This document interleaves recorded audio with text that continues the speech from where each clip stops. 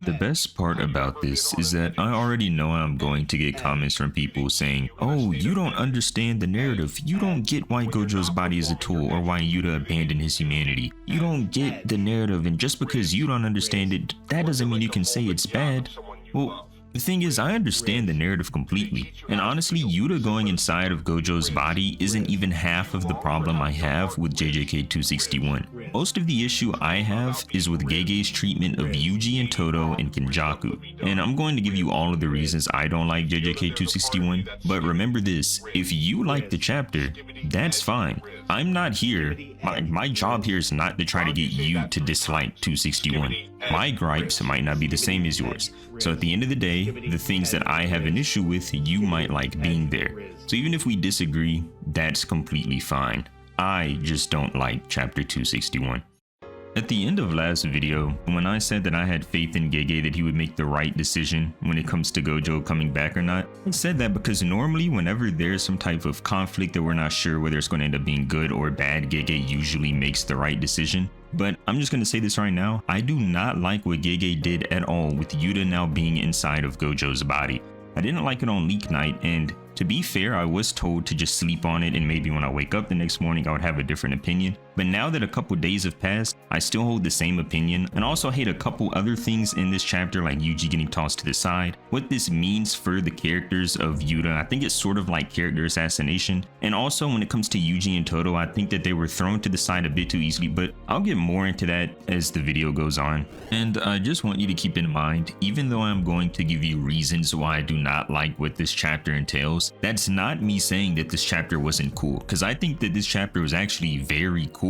It's fun to see Yuta inside of Gojo's body. It's almost like a video game scenario, seeing Yuta inside of Gojo's body and what he'll be able to do with it. But just because it makes sense the way in which Yuta was able to end up inside Gojo's body, and even though it's cool to see, I don't think that this is good narratively. I think that it sort of undermines things that we know in the past in terms of characterization for Yuta and some other characters. But I'm going to go over all of that throughout the video. But I just do want you to remember that even though I'm going to criticize the narrative implications and the narrative future for Jujutsu Kaisen based on this chapter and what I think it means for the past chapters that we've seen, it doesn't mean that I'm saying that Jujutsu Kaisen is bad or that I think Jujutsu Kaisen is ruined, because I don't. Jujutsu Kaisen clearly isn't ruined or anything like that. It's just that I think that this chapter narratively has spoiled some of the things that we know about the characters in the past, and I'm going to explain why. But I do have a good friend here with me, Troy. Say what's up, Troy. Hello guys, I'm mainly a Boruto YouTuber, but today I will be talking about JJK. Yeah, he has good JJK takes. He doesn't make JJK videos, but we constantly talk about Jujutsu Kaisen. He also keeps up with the narrative like I do, and we both agree that this chapter does have some sort of character assassination. The first thing that we want to go over is what this means for Yuta's character and how it's sort of thrown away this whole idea that Yuta was supposed to be the second strongest. We know, like, ever since volume 0, Yuta was this hyped up prodigy. He came into the Jujutsu Technical College and he was already special grade because he had Rika. And then we come to the modern era, he stated to be second to Gojo. He basically has this promise where he's going to be the next figurehead of Jujutsu society. But it seems like it's all just been undermined by the fact that even though you're going to try as hard as you want to be the strongest sorcerer, you're just going to have to end up in Gojo's body anyway. What do you think about that, Troy? The fact that even though Gojo said in the past they're going to be as good as me someday, when it comes to fighting their final big opponent, he just has to end up in Gojo's body anyway. I actually don't even have a problem with Yuta deciding to go in Gojo's body. I think Yuta's making the right decision there. It's just the angle that GeGe took and how sort of rushed it feels. That's the problem I have with it. So Yuta deciding to go inside of Gojo's body isn't even really my main gripe. It's just the way it happened.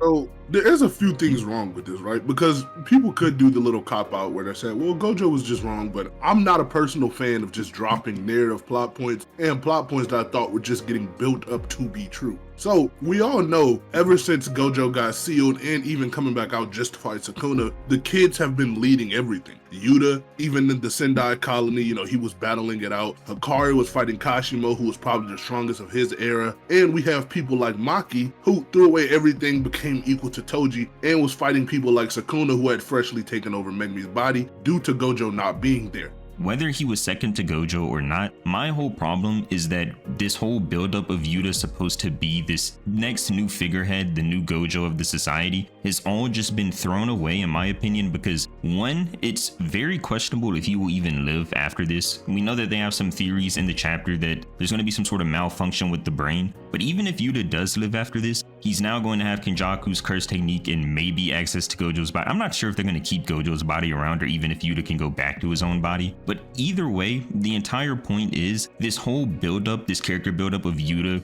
attaining this strength on his own is just completely gone. He needs to get in the strongest body after all. And it does sort of reaffirm this idea that Gojo's body is more of a tool than a person. And I'm going to talk more about the tool thing later. One thing that I just really dislike, and this is my second biggest problem with this chapter, is the fact that Yuji and Todo were just completely thrown to the side. I know that some people on Twitter justify this by saying, oh well, Yuji always said he was a cog, but if you haven't noticed recently, Yuji has been changing this ideal in the past 60 chapters. He said he would eat anything to kill Sukuna. He's been trying to attain a reverse curse technique, which he did. He may even be trying to attain a domain expansion. Either way, we know that Yuji has been trying his hardest to do anything it takes to kill Sukuna, and we even saw that Todo, his best duo fighting partner from the past, was brought back to take on the biggest challenge. All of the abuse, all of the neglect, all of the humiliation that Yuji has dealt with the entire series of Jujutsu Kaisen, he was finally getting to stick it to Sukuna. He was finally landing black flashes, hitting Sukuna's soul. We saw that Sukuna was recognizing that Yuji was a danger to his life. So we finally get this moment where after 250 chapters, Yuji is now sticking it to Sukuna.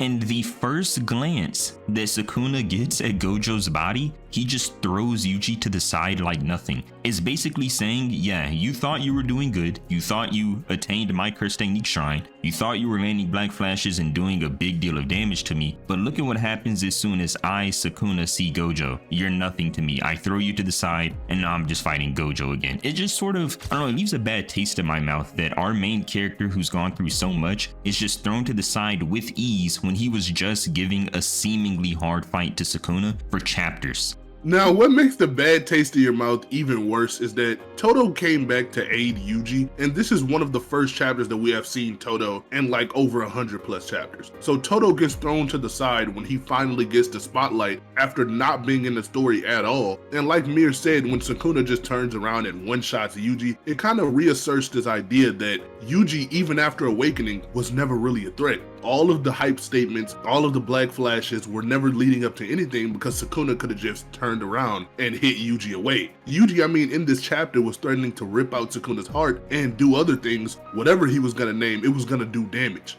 But Sukuna's always holding back, Sukuna's always weakened, and he always just has this trump card. Yeah, right? So Yuji's awakening amounted to nothing.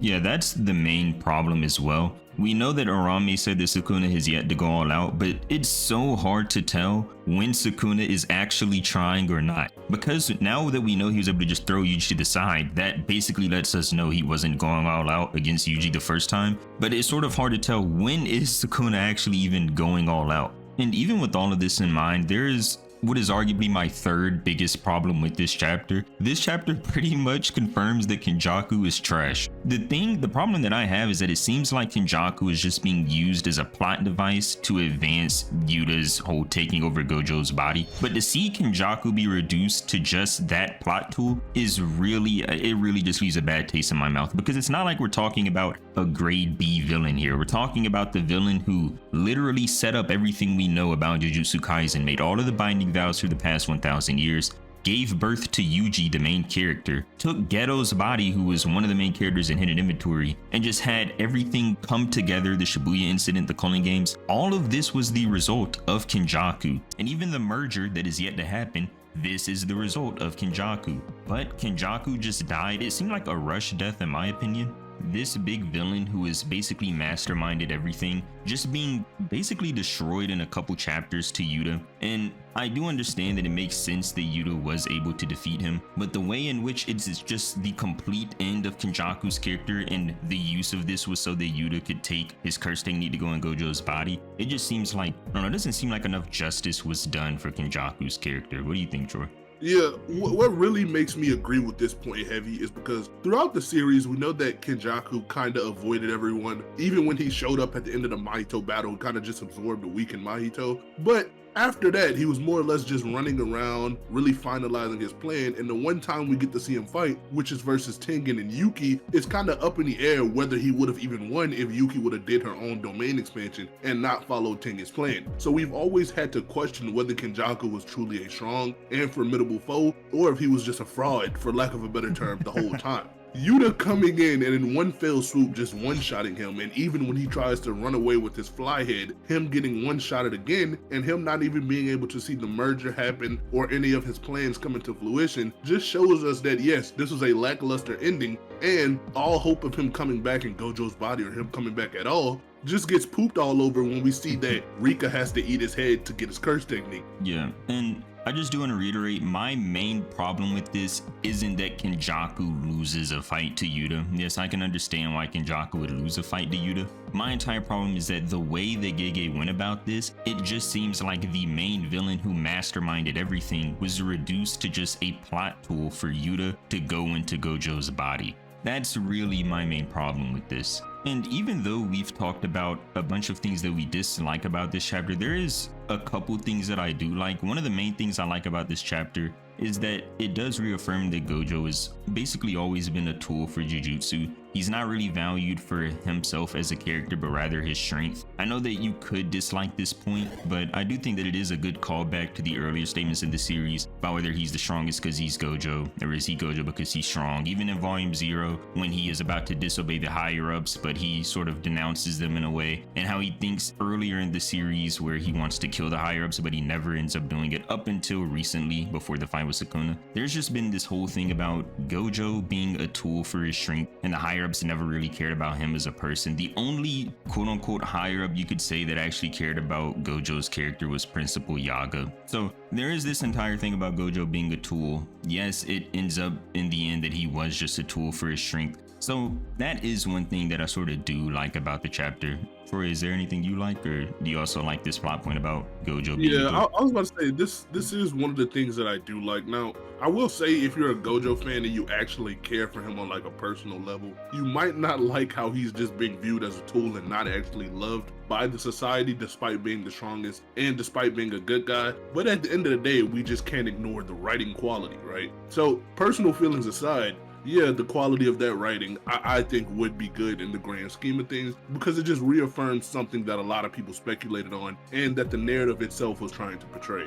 And after everything we've discussed, it is important to remember that this series is still ongoing. I've said this in the past about other chapters, it is important to trust GeGe. Even though I do dislike some of the things GeGe has done here, I'm not going to say it's completely irredeemable. Yes, I think GeGe with good writing can sort of redeem what's happened here and make the series even better. But it is important to know that it's okay to express things that you don't like about a chapter. You don't have to like everything just because it's in the story. And that's all that we've done here. I think we've been pretty fair when it comes to liking and disliking things about the chapter, and we've given reasons for why it is that we think this way. So at the end of the day, although we don't like this chapter as is, it's not like we're saying Jujutsu Kaisen is completely over or anything. I do trust GeGe at the end of the day. So that's all we really had to say.